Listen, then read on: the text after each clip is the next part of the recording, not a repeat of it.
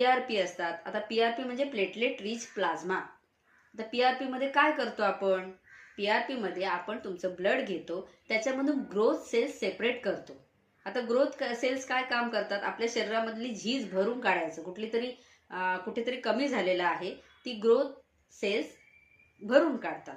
मग ते growth cells तुमच्या बॉडीमधून काढायचे. सगळीकडे पूर्ण शरीरभर रक्तात पसरलेले असतात. ते ग्रोथ सेल्स तुमच्या ब्लडमधून सेपरेट करून लिमिटेड भागावर, तुमचा जेवढा एरिया आहे बाल्ड झालेला, टक्कल पडलेला किंवा केस विरळ झालेला, त्या भागामध्ये आपण टाकतो.